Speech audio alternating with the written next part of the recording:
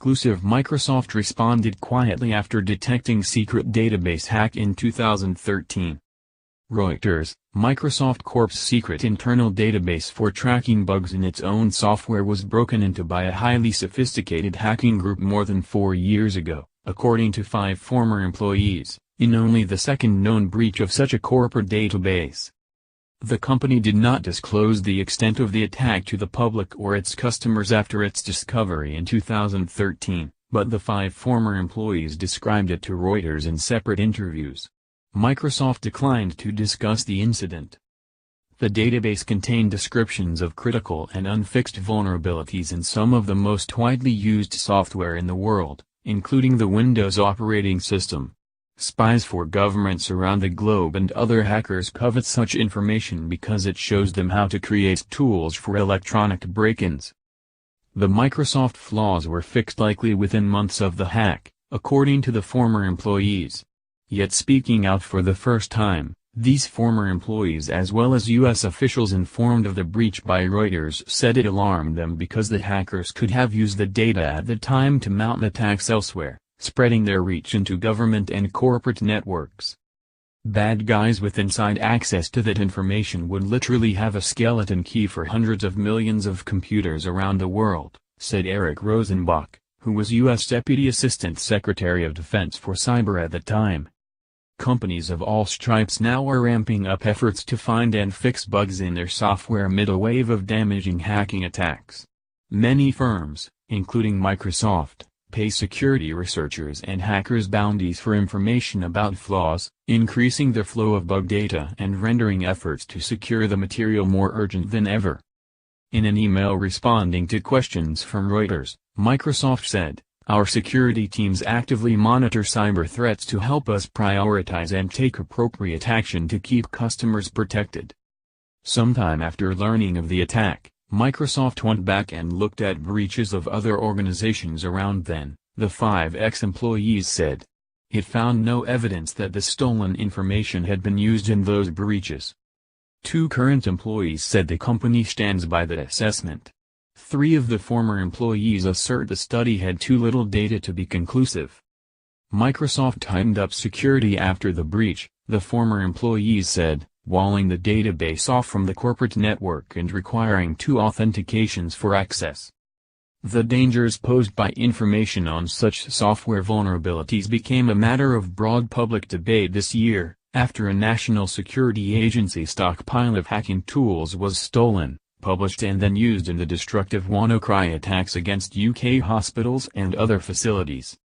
After WannaCry, Microsoft President Brad Smith compared the NSA's loss to the U.S. military having some of its Tomahawk missiles stolen, and cited the damage to civilians that comes from hoarding these vulnerabilities.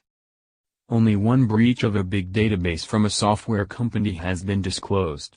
In 2015, the non-profit Mozilla Foundation, which develops the Firefox web browser, said an attacker had gotten access to a database that included 10 severe and unpatched flaws. One of those flaws was then leveraged in an attack on Firefox users, Mozilla disclosed at the time. In contrast to Microsoft's approach, Mozilla provided extensive details of the breach and urged its customers to take action. Mozilla Chief Business and Legal Officer Daniel Dixon said the foundation told the public about what it knew in 2015 not only inform and help protect our users, but also to help ourselves and other companies learn, and finally because openness and transparency are core to our mission. The Microsoft matter should remind companies to treat accurate bug reports as the keys to the kingdom, said Mark Weatherford, who was Deputy Undersecretary for Cybersecurity at the U.S. Department of Homeland Security when Microsoft learned of the breach. Like the Pentagon's Rosenbach, Weatherford said he had not known of the Microsoft attack. Weatherford noted that most companies have strict security procedures around intellectual property and other sensitive corporate information. Your bug repository should be equally important, he said.